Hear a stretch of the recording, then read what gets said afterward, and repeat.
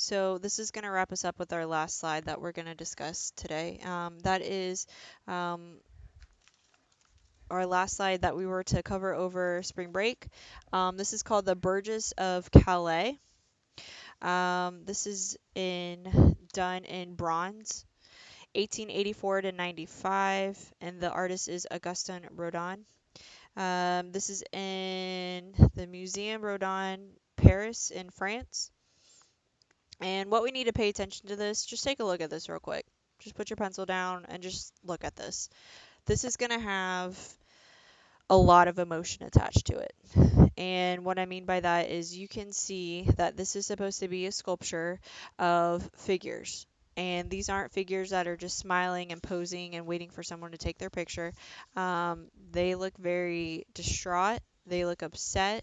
Everyone has a different emotion, and you just get the sense that something bad is going to happen with this particular one. I really like the story behind this one, so hopefully you guys enjoy this one. So, Rodin, just to kind of point out a couple things before we get into some of the context, so you can understand this a little bit more. His desire to create psychological realism leads to this divergence from anatomical realism. So he's going to make the hands and the feet of these sculptures of these figures be enlarged. The arms are going to be lengthened. Facial expressions are going to be exaggerated. So those are things to write down and point out as far as how he's going to be depicting these figures. And that's going to get into a little bit more about his style that we'll discuss a little bit more. So I think you can also see the way that he is communicating emotion. Like I said earlier, this has a lot of emotion attached to it. The way that it just feels so weighty must have felt like we can get the sense of how the sackcloths, they're actually all these figures are wearing sackcloth fabric. It looks very rough and heavy, and it's basically just folding down, making these deep folds all the way to the ground, where they're basically just encompassing their whole body. It's taking over their entire body. So basically, real quick, before again we get into the context, just wanted to point out this is going to kind of leave you with a cliffhanger for a minute. This is Rodin. He's depicting the moment. He's not, excuse me, this is done by Rodin. He's not in this. This is depicting the moment the Burges, okay, have gathered to leave the city and surrender themselves to King Edward III for execution. Okay, so just that little point, you can see why they're sad. Okay, because they're going to basically just they've volunteered themselves to die. Okay, so where we need to leave off from this is the historical context.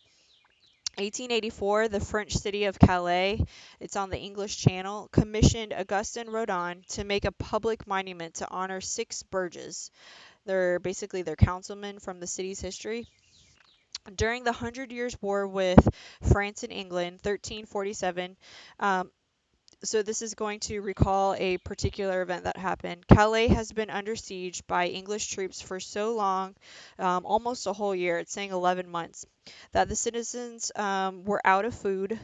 The English king, King Edward III, he sent word that he would spare the city in exchange for the lives of six Burges, who must come to him wearing only sackcloth, which we can see being depicted, with bare hands and feet, wearing nooses around their necks. Okay, those are the things that they would hang from, to present him with the keys to the city. Okay. So that's pretty powerful right there. So I'm pretty sure these men are heroes. Okay, they're representing their city.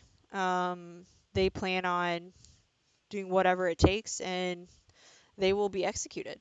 Okay, at this particular time. So these six volunteers are presented with themselves for execution. Their lives and those of the people of Calais were ultimately spared.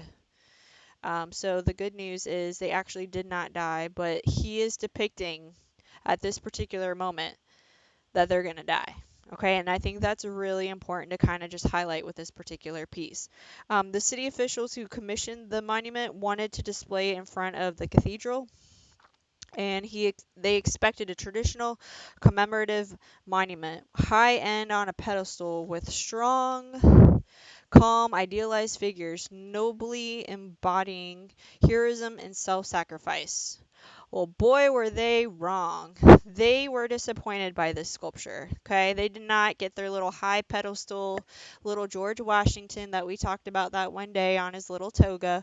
We're not getting that little sense. Okay, we're depicting real people that we could go up and touch and feel and look at their emotions and emulate with them. Okay, just kind of like our Madonna and Child, our Rhodejean Pieta, when we had the one where it was done in Germany, made out of wood, and it was where Mary has Jesus holding on to Jesus and he's already dead, and we can see her emotion, we can see her crying. It was kind of one of more of our gruesome slides that we were super excited to talk about. We get that kind of sense with this one. Okay, we're at this particular moment in the story, we don't know what's going to happen at the end. All we know is that these guys have volunteered to go self-sacrifice themselves, and how Calais responded was they wanted this nice heroic um, figure, the sculpture, to be represented. Well, Rodin,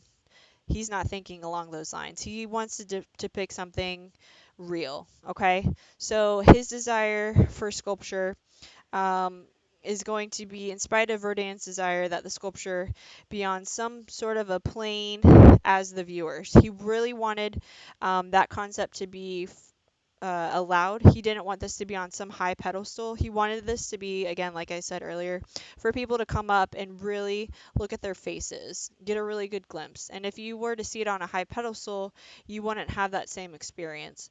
So again, he's wanting to have these people be like normal, real people, like us. Okay? So basically, when this was unveiled in 1895, his revolutionary idea, I'm just quoting from Kahn, of a very low placement was only realized in Calais in 1924, after the sculptor had died, and the exceptional quality of his disquieting but meanwhile widely celebrated monument was better understood. So at the time when this was made, Calais decided, no, we want this on a high pedestal. So at first, this was on a high pedestal, but then after some time, even after the sculptor died, the city realized, oh, well, maybe we should lower this. So that's what they did. Rodin, he's important. An influential late 19th century sculptor, largely because he refused to be bound by traditional expectations for sculpting the human figure. Okay, so we don't see any of our ancient Greeks being displayed with our awesome contrapposto that we like to see them leaning on one leg. He's also emphasizing emotional expressiveness and psychological realism in his figures. Again, you can clearly see that being depicted. The city has been under siege and there was no food, so the figures show the prolonged effects of hunger. They look tired, they look weak, and again, we really don't even see their whole body to depict how malnourished they are because they're covered in these sackcloths. He aims for believable human responses the Burgess would have had. You can see anger, despair, disbelief, sadness, quiet, resignation, not superhuman. Calm and stoicism, and this makes their carrying through what their self-sacrifice both more heroic and more human. Again, seeing those particular features. The figures are highly individualized, which adds to the impact of their individual psychological responses. So they each are actually displaying one of those particular emotions, like I listed earlier, the anger, despair, disbelief, sadness. They're each kind of displaying those particular ones. They stand in close proximity, but none look directly at each other. If you notice, none of them are making any eye contact. They're kind of all lost in their own personal thoughts. And Rodin places the group roughly in a circle, all about the same height.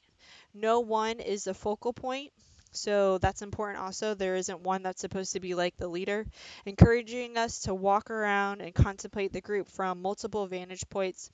He wants us to engage us directly with these individuals, so that's kind of important to just make note for. And then just to wrap this up, because I'm almost done, Rodin's choices, he wanted to make the point that these were ordinary people like us who who did an extraordinary thing, as all of us have the potential in doing. He also wanted the 19th century citizens of Calais, the descendants of the Six, to feel connected to them. Okay, maybe similar to how we saw David's Donatello with the city, the Medici city, and how they had a connection between the story of David and Goliath and the actual people trying to be conquered by the Duke of Milan. Or Florence, excuse me. It was the city of Florence, not the Medici family. Excuse me. The city of Florence being trying to get defeated by the Duke of Milan, and the David and Goliath theory that we had, kind of similar to this, how the individuals of this time and descendants would feel connected to them. So he puts these figures on a base only a few inches high. He originally had it. Unfortunately, the Calais department to the city, they wanted this to be placed on a high pedestal. So for some time, it was placed on a high pedestal.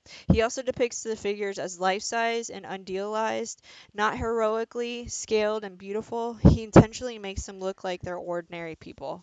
And again, that's the whole point for this particular piece, is to have them look like they're one of us and they're doing the ultimate sacrifice. All right, so this is going to wrap up our 6 spring break slides. So this is going to bring us to ending the section. So we've done Art of New Spain, we've done Rococo and Neoclassical, and we've also done 19th century, and I feel like I am leaving one out. What is our last one? Let me just make sure that I got it down.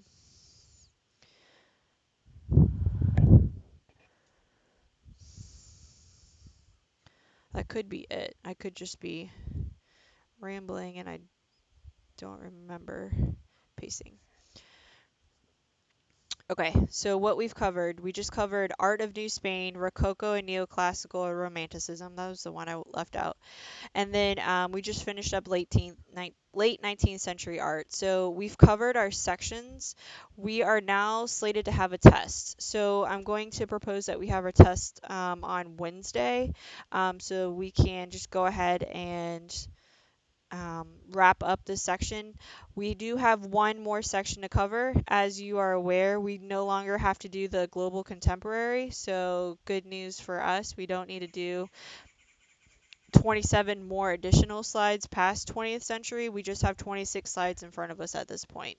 Okay, so give me another day and I'll have this posted for you guys. I'll have more information being forth put to you as far as how we're going to wrap up this section with a test, and then moving on into our last section with 20th century. Okay, all right, please let me know if you guys have any questions. Please review these videos and let me know if I can help you in any way. Okay.